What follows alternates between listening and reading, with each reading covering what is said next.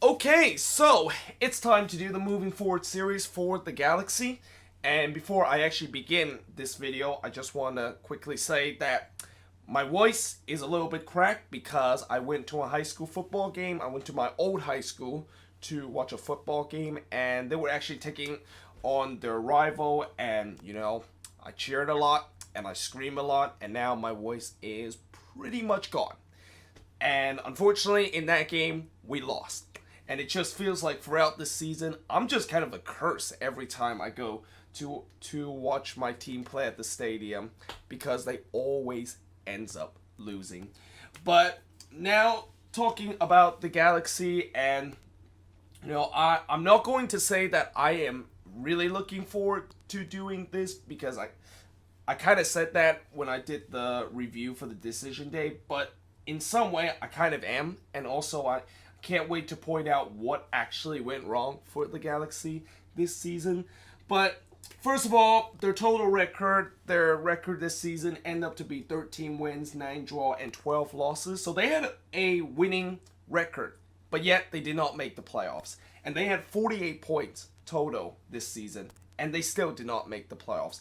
And if the Galaxy were playing last season, and if they put up this kind of number, then they would have made the playoffs, because I think the Quakes got to the playoffs with only 46 points, or 45, I believe. And in terms of the number of goals they score, 66. I mean, every time I look at this number, it's mind-boggling. This is the third most goal scorer tally in all of MLS. Only LAFC and Atlanta United have scored more goals than the Galaxy has, which means that pretty much every single team in the Western Conference, except for LAFC, has scored more goals, and every single team that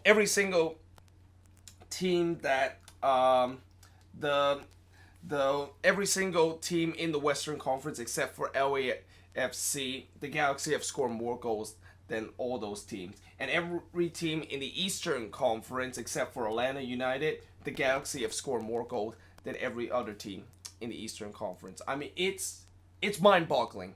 It doesn't make any sense, the fact that a team can score that many goals and yet they still could not make the playoffs. But we all know why exactly, despite the fact that they scored so many goals. What was their biggest Achilles heel this season? Well, it's their defense. And this number, 64, that they concede this season, that's actually really low, considering the fact that throughout the season, they looked like they were on pace of actually conceding 70 plus goal. I mean, I remember there was one time this season, they had a month where they almost conceded 30 goals in a single month. I mean, that is just incredible. And I think the only reason why this number wasn't higher was because Dominic Kittner came in and he pretty much fixed the defense, make the defense more kind of compact, and also got rid of a couple of guys in that back line that clearly was not good enough for this team. And they of course got a +2 goal differential, and again, it is very rare for a team that has a positive goal differential and they still do not make the playoffs. In terms of the top goal scorer for the Galaxy, you got Zlatan, unsurprisingly, with 22 goals. This is actually the second most goals. Zlatan actually scored the second most goals than anybody else in MLS. The only person that beats his mark was Joseph Martinez with 31, Ola Kamara with 14, Roman Alessandrini with 11, Chris Pontius with 3, and Giovanni Dos Santos with 3 goals. And this is probably the biggest disappointment for this season. If there's one player that have underachieved so much besides the back line, it has to be Giovanni Dos Santos. I mean, just 3 goals this season. Consider in the past he has scored double-digit goals and have scored more than the 3 goals that he has scored. And I understand that throughout the season he didn't really was part of this team mainly because he was just playing so bad that he has to be benched, and he also had a couple of injury that he had that he had to deal with, but just 3 goals total all season. That is shocking in many ways, and it's no wonder why a lot of Galaxy fans do not want to see Dos Santos part of this team in the future. Now, in terms of the top assist leader, we actually have a tie between Zlatan and Ashley Cole. And yes, Zlatan, even though he gets the title for the goal scored, he does not get the title for the assist leader. And it's kind of shocking that Ashley Cole actually got 10 assists this season, considering the fact that Cole is a left back. And usually, you usually do not see a left back get 10 assists. And yet, he does do that. He tied Zlatan in terms of that mark. And Alessandrini actually only got 9 assists. And what's weird about this is that I thought Alessandrini got double-digit assists this season, considering the fact that when I see him play, it looks like he always gets the assist whenever the Galaxy score. I mean, he was probably the best passer on this team, and he's probably the best player on this team besides Zlatan, and yet he's only at 9 assists, and he's only third in terms of the scoring chart. So that's definitely a little bit surprising. I thought for sure that Alessandrini probably have more assists than the 9 that he has, but apparently he only have 9 assists. And then of course Jonathan Dos Santos with 8 assists, and Chris Pontius with 6 assists. So what went wrong? And this is where I will have a lot of fun in terms of this. So obviously the biggest thing that went wrong for the Galaxy this season has to be the defense. I mean, that back line for the Galaxy was just so bad that even my Quakes team were able to find a way to cut open their defense. And the Quakes have been considerably one of the worst kind of team in terms of creativity, but yet when I watched that Cali Clasico at Stanford Stadium between the Quakes and the Galaxy, we absolutely opened their defense like floodgates. I mean, it was just so bad the way that this defense was. And there was even a stretch where they concede more than 5 goals in like 3 of the 4 matches that they play. I mean, that is just some record-breaking stuff there. And it's also funny, the fact that the Galaxy, throughout this whole off-season, they spent a lot on the back line. And yet, somehow, despite the fact that they spent so much on the back line, they still look very bad, and probably even worse than last season. I mean, last season, the back line for the Galaxy was also a weak point, and you would think that them buying new defenders, they would basically fix the back line, but instead, that was not the case. Their back line is still garbage, and that's where I also will get to the next point, which is bad management by the front office.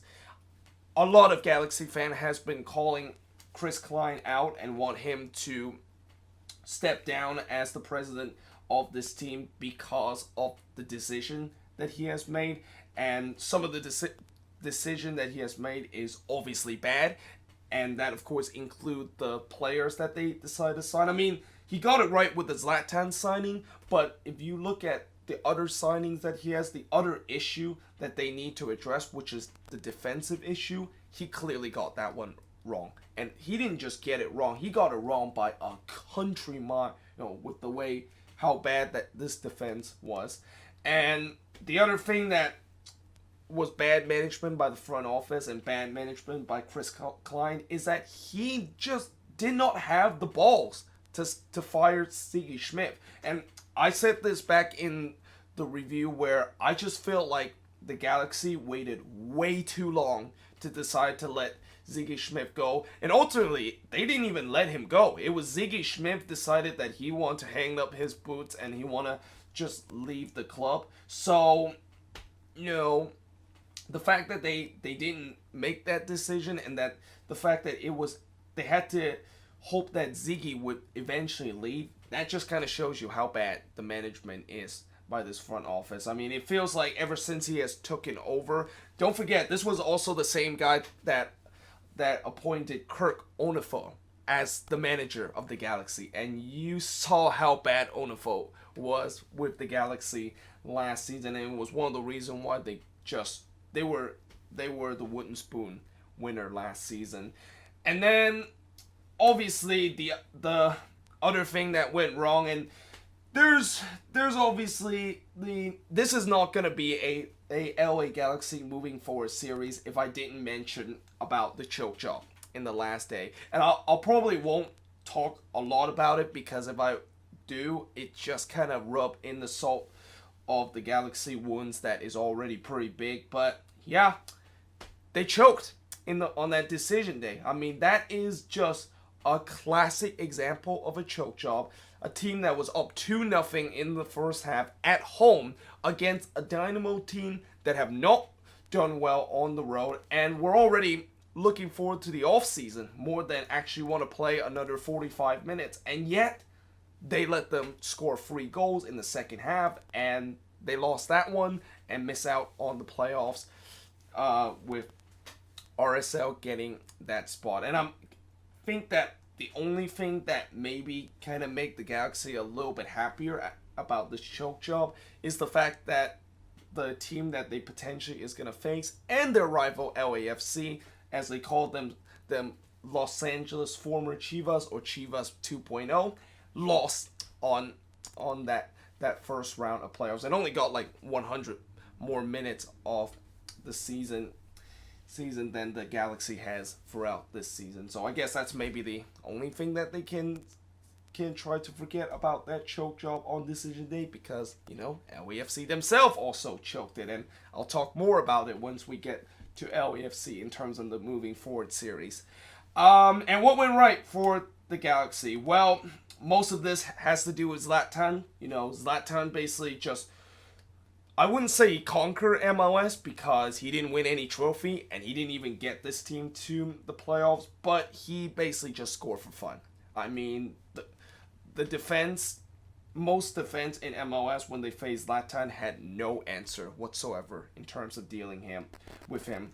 And then, of course, let's not forget about the Zlatan Hollywood style debut of how he came on after the Galaxy were down 3-1, and he basically just completely turned that game on its head, including probably the goal of the season, where he basically just scored a volley from 40 yards out. And that probably will be a goal that is not only goal of the season, but also probably one of the best, if not the best goal we have ever seen in MLS. And that goal is going to be played and remember for a very long time, for the rest of for the upcoming year in MLS, because it was just incredible. It was something we have never seen before in MLS. And yeah, I guess that's maybe one thing that went right for them. And the other thing that also went right for them is that at least they have the bragging rights in terms of El Tráfico, because they still have not lost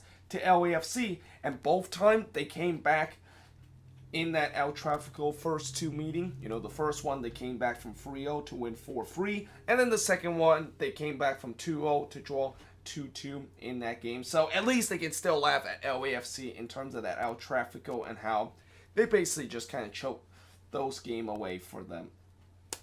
But moving forward for the Galaxy, I decided to put 4 things instead of 3. Usually I put 3 things for the moving forward and what went right and what went wrong. But moving forward for the Galaxy, do they need a new coach? And I know that Dominic Kintner so far has done very well for the Galaxy coming down the stretch. But as a Quakes fan, I will just say that be careful what you wish for if you want to keep Dominic Kintner as the manager of the Galaxy, because yes, that he has shown that down the stretch he has shown some brilliance in terms of just making this defense a little bit better and almost getting them over the line and make it to the playoffs. But as a Quakes fan and seeing Dominic Kintner manage our Quakes team in the past, there are times that there's at certain point of the season that he does go on a pretty good run, and then eventually he got fined out by the other team. And the fact that Dominic Kintner is a 1.0 kind of MLS manager, and knowing that the league is now moving on in terms of those MLS 1.0 manager, I don't know if Dominic Kidner would do well next season. And I know I said the same thing when he took in charge, and look what happened. You know, like I said, be careful what you wish for, Galaxy fans, if you think that Dominic Kidner is the answer. And they've been kind of rumored with a couple of manager. Probably the biggest rumor is that they potentially is going to get Guillermo Chiletto in the off season, but unfortunately there's also rumor that Chiletto might be going to Atlanta because Tata Martino is leaving Atlanta, and most likely Chiletto will just go to Atlanta instead, replacing his Argentine compatriot there for that managerial spot. And then of course, is there going to be change in the front office? And I know the Galaxy would really want to see this happening with the way that their front office is basically running this team that used to be the most successful team in the league, but now it's just been a laughing stock. And then the other thing that the Galaxy might have to deal with in the offseason is what's going to happen with Zlatan. Because there's been a lot of rumor that Zlatan might have just played his last minute for the Galaxy in that Houston Dynamo game, and you would think that Zlatan would not want to retire with the Galaxy. I mean, with the way that Zlatan in his career, it just does not make sense, the fact that he would retire with a team that is just considered a laughing stock pretty much now. And you would think that maybe he will go back to Europe and maybe even go back to his boyhood club, Malmo, and retire there. And the other thing that moving forward the Galaxy has to figure out is the new defense. I mean, it's not rocket science, the fact that they need a new defense. But yeah, either way, that is pretty much it in terms of my moving forward series for the Galaxy. If you're a Galaxy fan, make sure you let me know in the comments below what do you think of this, and what do you think of the changes that you need to do in the off season to fix the problems that you had this season. But yeah, let me know in the comments below, and yeah, I hope you guys enjoyed this video. If you do, make sure you guys leave a like, smash that subscribe button, and yeah, I will see you guys next time.